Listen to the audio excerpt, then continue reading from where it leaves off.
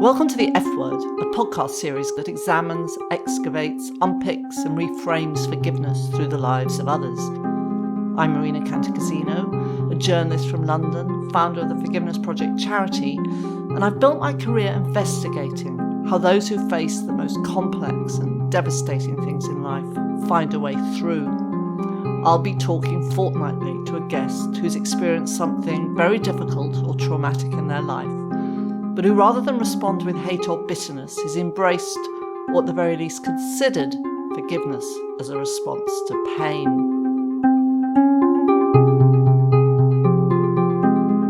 My guest today is Joan Scarfield. Now, Joan and I have met, but we've never really had a proper conversation, even though actually I know a lot about Joan's story. So a very warm welcome to you, Joan, today. It's just great to have you here and to be able to talk about your story and what happened. And the reason I do actually know a lot about Joan is due to some very sad and tragic circumstances, which also involve a young man called Jacob Dunn. And Jacob is one of the Forgiveness Project storytellers, and he also works as a facilitator on our Restore prison programme. And it was Jacob who in 2011 killed Joan's son, James, following a drunken, unprovoked, one-punch violent attack in Nottingham.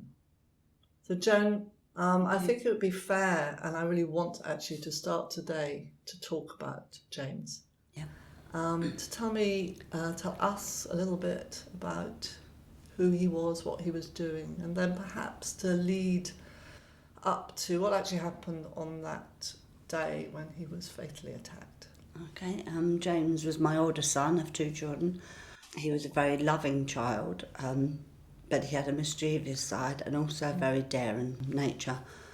He did a lot of adrenaline sports, which used to worry me sick. He'd go skiing, be dropped out of a helicopter to get it fast enough to do somersaults, and he loved travel. He worked hard as a paramedic. He also was a volunteer. He volunteered for the underprivileged children, which we didn't really know a lot about until after his death. He loved to get home for parties, weekends, meals out. It was just, a normal child, really. And what led up to this? It was totally unprovoked, wasn't it? Yes, it was unprovoked. He went out with his dad and his brother and a group of friends. He travelled up to Nottingham to go to Trent Bridge to the cricket. And they spent the day at the cricket. They'd had a few beers and watched the cricket. After the cricket, they decided to do a bit of a pub tour into Nottingham. They ended up in the centre of Nottingham at a bar where they met up with another group or gang of lads, and they just chatted and sort of messed about in the pub. When it was time to go home, they were all going to get a taxi back to my son's, and when they went out they were talking to the group about the taxi and different things, and this other young lad who hadn't been in the pub that night came over and for no real reason hit James in the face. James had the one blow, one punch to the chin. He fell backwards and banged his head. He was taken to Queen's Medical Centre where he was put onto life support and died after 9 days. And what was the first you heard about this? I worked in Suffolk at the time, and I had a phone call in the morning about 10:30 to say that James had got a bleed to the brain. He'd been attacked the night before and could have got to Nottingham Hospital as quick as possible. So your then husband David was with him? Yes. And your other son? Yeah. And you went? Yeah. And were you pretty certain when you saw him that this was going to be a fatal injury, or was there hope at that point? He didn't look injured. There was no physical signs of injury. He had one small bruise on his chin and that was it. But obviously all the injury was inside. They operated and they drained what they could. They put him in the coma, drug-induced coma, and then when they tried to take him out of the coma, all the pressure just built up in his brain again. I was called at 3 a.m. to say get back to the hospital because he was going back for surgery, but they weren't sure if he'd make it. So back to the hospital we went. He recovered from that, back onto the life support, but then they just felt every time they tried to bring him round or to stop the breathing machine, he couldn't breathe for himself. So there was no way forward for him. He was failing 3 out of 5 things to live. So I myself asked for the machine to be turned off. That must have been absolutely devastating. I felt guilty to put him through any more. Yeah. During that time when you were so focused on your son, did you at any point have any place in your head to think about the person who'd done this? In that time, we didn't know who it was. The police weren't interested. It was only GBH. So in that time, we were given a police liaison lady. When I asked for the machine to be turned off, obviously the police liaison lady was in the waiting room and she must have phoned the police. When we turned the machine off, it wasn't long, 10 minutes, something like that. And I stayed with him.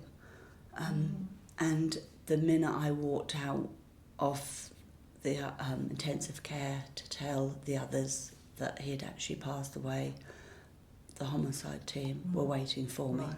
And we were all taken into a room to talk about, have the handover from the GBH to the homicide team. It must be so difficult. Everything was going through my head. Yeah, because you didn't even really have space to be quiet and to grieve. No. You instantly were onto a case that the police were heavily involved with. Exactly. Was that in any way helpful in that it sort of diverted your attention and it was something to focus on? Obviously it was helpful for them. They wanted to get on with it now. This had happened. But for me, obviously you just want your space, you want your family. And there are other things you never think about when you hear appalling stories like this. Other things that 28-year-old James lost when he was killed suddenly in an unprovoked attack in a Nottingham street in July 2011. James was also robbed of, he was a blood donor and he desperately wanted to be an organ donor if anything happened to him. He was robbed of that because of the way he died. Because he had to go for full post-mortem, he wasn't allowed to donate anything. And I just feel he was robbed of that. Yes. Because at 28, obviously, there would have been useful organs. Of course. Of course. So the months that followed, were you able to grieve or were you too focused on the evidence that was being collected by the police? Well, first of all, the next thing was he had to go for a post-mortem within Nottinghamshire. Then he had to go for a post-mortem in Sheffield. Then, because it proved that he'd died from the head injury, his brain had to come into London to wait to be analysed, and that has to be a long wait. So we weren't allowed the funeral for 11 weeks. So that 11 weeks was another torture. I can imagine. Because it was hard to focus on anything at that time. At what point did you hear the name Jacob Dunn? James died on the 9th of August, and that's when the homicide team took over. They quickly started getting all the CCTV footage from all around Nottingham city centre. And then we went home back to Suffolk because we were living at my other son's at the time. And they came down to Suffolk just before the bank holiday weekend, and they said, we know the person who's done it, and we will have them after the weekend. Jacob, I think, was on holiday. Then after the weekend, they phoned us and they said, we have Jacob Dunne and he is going to stand and plead guilty. Did that help, the fact that he was owning up to the guilt of having thrown that punch? Yes, it helped me tremendously for him to plead guilty, because if he hadn't have pleaded guilty, there would have been a full trial and my other son would have had to, give evidence, and they just tear you to bits, don't they? Yes. So Joan was very thankful they didn't have a long drawn-out court case. The court hearing was all over in a matter of hours, and Jacob was handed down a 4-year sentence for manslaughter. It was manslaughter and not murder because there was no instrument and no intent. But actually he served much less than that, because 1 year was taken off for him pleading guilty and a further 6 months was taken off because he was under 21. Plus, English law means you only serve half your sentence. So he was only put inside for 13 months. Which much you may have thought this, and certainly others will have thought, that 13 months for a life is not very long. I felt my son's life was worth more than 13 months. The police at the court were very annoyed with all the work they'd done. But I thought, what deterrent is that for others? You know, if you're going to go out and have a fight and kill somebody, the worst you're going to get is 13 months. It's not really a deterrent. That's how I felt at the time. How strong was that anger? Very bitter. I was very bitter. Was that what you were most... I mean, obviously you were very angry with what had happened. I was upset about what happened, but I was very bitter about it. I felt, where is the justice? So it just compounded the pain? Yeah, it compounded it, definitely. And your son and your then husband felt equally angry about it? Yes, definitely. Yeah. And what happened was we had victim support came regularly. Through talking to victim support, the same thing came up. How come they only get this amount of time? What can we do? And after a few months, he said, I'm not recommending this because it doesn't work for everybody and we don't know if it'll even work for you. But the only way you're going to get some of the questions answered and relieve some of this business is try restorative justice. Had you heard of restorative justice? Never heard of it. Didn't know what I was letting myself in for. So Joan and Jacob's story is a really powerful example of restorative justice, of how harm can be repaired through dialogue, negotiation and mutual respect. Restorative justice is incredibly effective and an extremely well-evidenced process that gives victims a voice and holds offenders to account by helping them take responsibility and make amends in a way I don't think punishment ever really can. So then I went on to ask Joan how the people who were facilitating her restorative justice took this forward.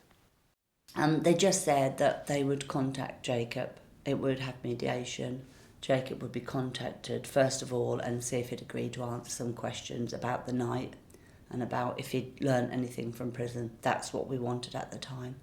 So we were referred to a restorative justice remedy in Sheffield. An organisation An that organisation, helps victims meet their offenders or correspond with their offenders. Yes, they were very good. They would come to us and what questions would you like answered and all this. And I wanted to know how Jacob was, what he'd learned in prison, had he achieved anything. And it really didn't come back very good. He hadn't had any support really in prison. He'd just been either shut away or left to roam about. How long had Jacob been out of prison at this point? When we started with him, he'd only been out of prison about 3 months, I think. Were you shocked, disappointed that nothing had been done to try and rehabilitate him? Yes, I was very disappointed that nobody actually had spoken to him and tried to get him into education or anything. He'd also been let out of prison with nowhere to live, nowhere to go. And I could just see the same thing happening again to somebody else. So was it done through letters? Mostly it was done through mediation. The ladies would come and speak to us and then they would go and speak to Jacob. And obviously, then relay the he'd question. Said to you. And was there a point when you thought, I'm ready to meet him? Was that always on the cards that you might meet him, want to meet him? Well, Jacob started to turn his life around. He'd felt the victim, which obviously shocked me at the time. Can you explain that?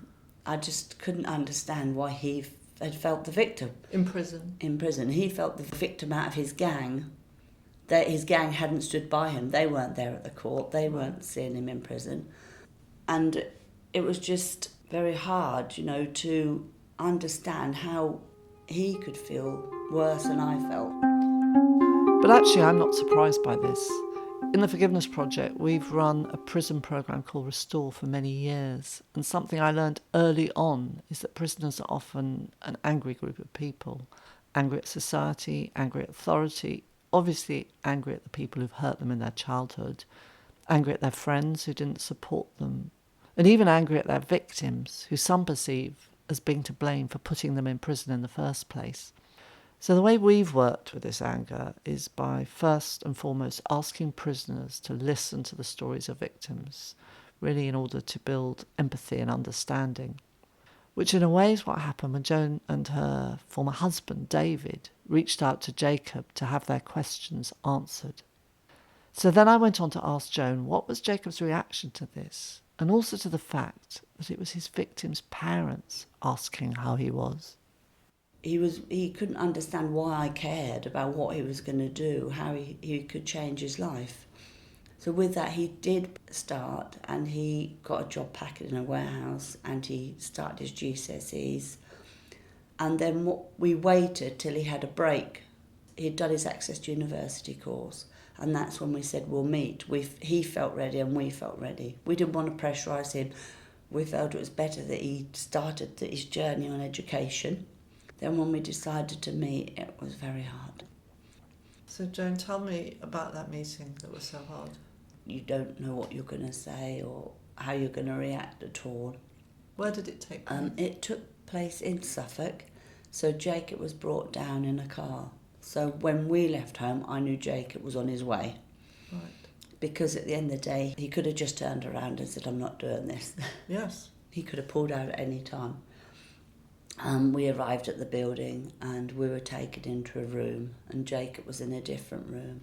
And when everybody had settled, they brought Jacob through.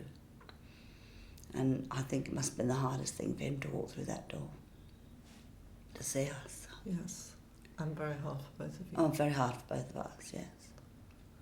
And there was a facilitator, a mediator in your midst. And victim support helping and you. all that, yeah. I mean, how does it start? What do you say to each other? Well, we were introduced, obviously, by the facilitator, and then we just talked about what had happened, what happened on the night, and how he felt, and just chatted about... Was it useful? Very useful, yes. Seeing his face, you realise he didn't mean to do it. It wasn't his intention. And, there was hope that he will turn his life around. Because they talk a lot about genuine remorse, and I'm presuming what you saw was... Yes. Genuine remorse. And I must say, I met Jacob a little after that, and he seemed like a broken man. And there was no question that this was someone who was shamed and deeply apologetic for what had happened. Did you feel that? I felt that. He said to me, I'll say sorry to you, but sorry I know is not good enough. I don't know what else I can do. And we just said if we could work on the one punch and maybe some restorative justice and build a future together with things like that, it would help. When you say work on the one punch, what do you mean? Well, just make an awareness about it, really. When we talk, just make an awareness about one punch, because I think, boys get into fights all the time and they just don't realise that life just can go just like that. They don't understand the consequences of how that might unravel. Yeah.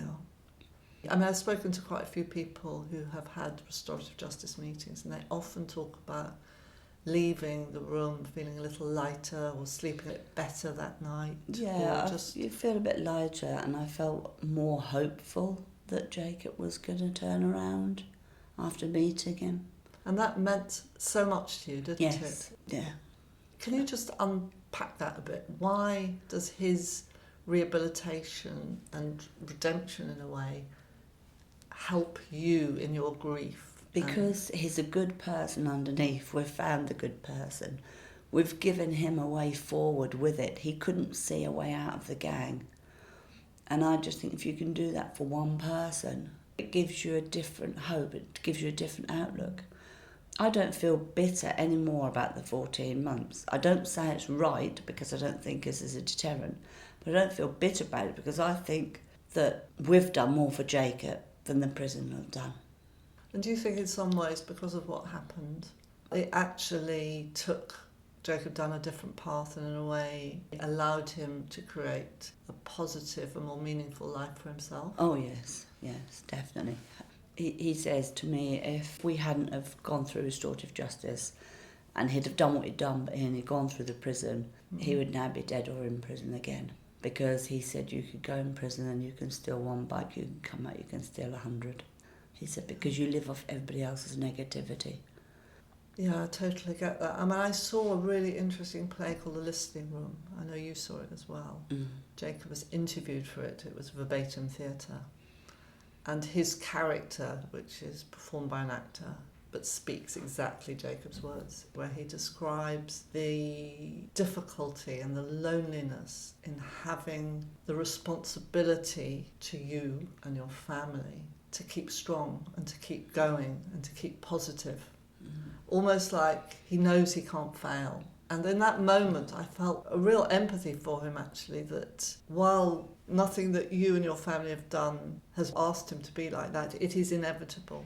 If he can see how it has helped you, his restoration, if we can call it that, then he can't fail. He can't fail now. He can't fail now.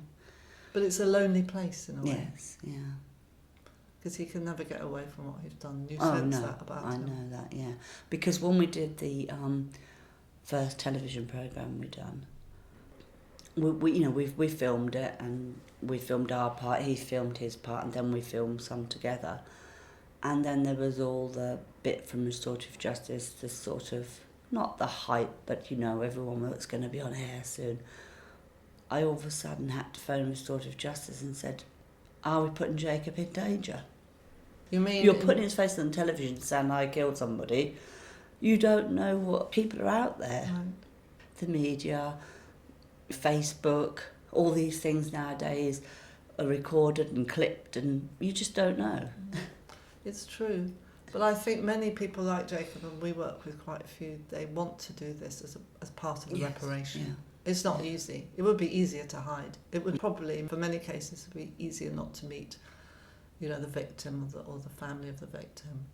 But I think it's also creates meaning in their life. Yeah. The other thing I wanted to ask you about, Joan, is this whole thing of forgiveness, because it's not an easy word, and the Forgiveness Project is very decidedly a place where we explore aspects of forgiveness. We don't preach or promote it particularly. But it is something that seems to allow victims to make peace with the past. Yeah. Is it a word that you're comfortable using? I am now. At first it was like, I felt if I forgive Jacob, I've forgotten James. Yes.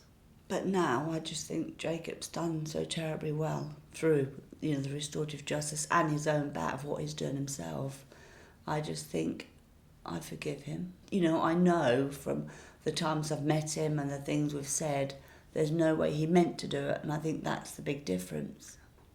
And do you think you were worried that it might mean forgetting James? Because in some way forgiveness isn't about forgetting. You'll never forget James, but it settles it in a way. Yeah. It makes you more at peace with what's happened, and maybe it means that you're not endlessly thinking about it, that there are maybe moments of the day when you can not think about it.